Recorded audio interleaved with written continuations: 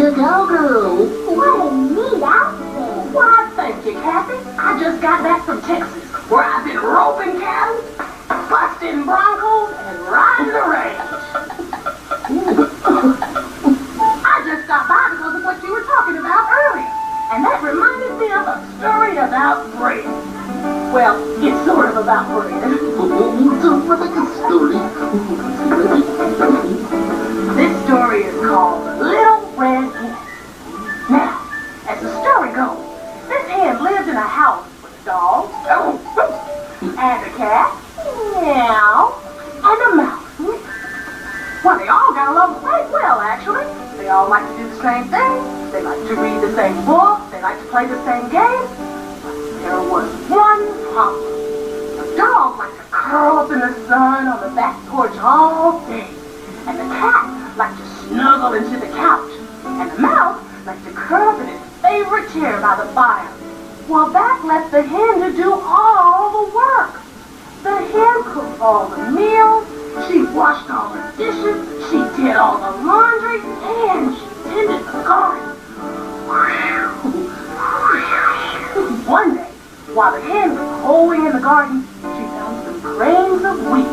So she looked around for her friends and she called, "Who will help me plant these grains of wheat?" Not I, said the dog.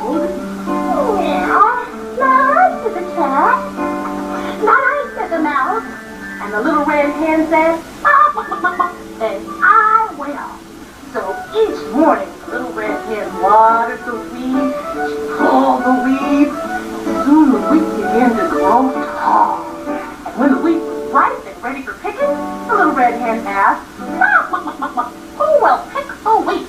And what do you think they said?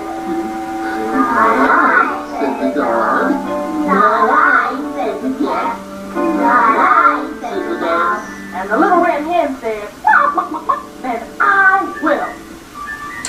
The little red hen picked all the wheat and tied it in nice, neat bundles.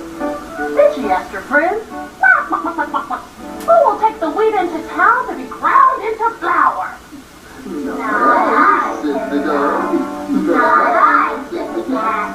Not I, said the mouse. And the little red hen said, "Then I will." When she returned from town with the flour, the little red hen decided to bake a loaf of sweet bread. Now the hen loved sweet bread because it was almost as tasty as cake. Once again, she asked her friends, "Who will help me bake the bread?" Not I, said the dog. Not I, said the cat. Not I, said the mouse. And the little red hen said, "Then I will." The little red hen made the flour into dough and popped it into the oven. And soon the sweet smell of sweet bread floated through the house. Well, that got the other animals' attention and they came running. But the little red hen looked at her friend and asked, "Now who will help me eat this sweet bread?" I will, said the dog. I will, said the cat. I will, said the mouse. And the little red hen just shook her head and said, "I did all the work myself, and now I think I will eat it all by myself." And she did. Every bite, every crumb. You know, a funny thing happened after that. Whenever the little red hen asked the dog, or the cat, or the mouse to help her around the house, they were always ready.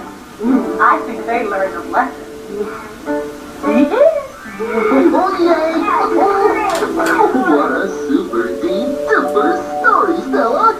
Baking bread sounds like hard work. It certainly is, Juan, but it can be lots of fun.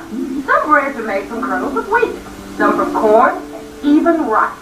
First they take the grains and they mash them into a powder. You know what that's called? Flour! That's right. And we use the flour to bake breads in all sizes and shapes. Crunchy and soft, fluffy and smooth, in all sorts of yummy flavors. That's right, Barney. Why, just look at all these different kinds of bread, Skip? Let's see.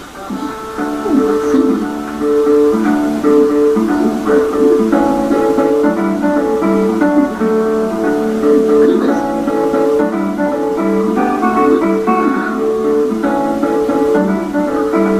They look good.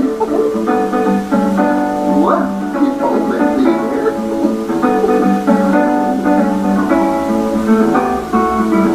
Little breads. Guys. Oh my, that is a lot of bread, Stella. Here are bagels from Israel and pita from Greece. Rye bread and cornbread. Let's eat a piece. There are so many breads from which we can pick. Round breads and square breads. Some like a steak. Southwestern breads that we call tortillas. And Italian bread from my friend Sophia. Here's a German bread that makes your tongue tickle. You know I love it. It's called... Pumpernickel. And finally, a loaf that seems rather long. But with this French bread, you'll never go wrong. I never knew there were so many different kinds of bread. Oh, there are even more than you see here, Daffy. Bread is one of the most important foods to people all over the world. That's it. What's it? We can use bread of the world as a theme for our food. That'll be perfect for the International Festival. Good idea, Ben. Thanks. The sun Barney helped me think of it. Well, it looks as if you all have a lot of work to do. And I'm off to tell more stories to children. So, as they say in Texas, bye, y'all. Back here, bye, Barney. See you real soon. Bye,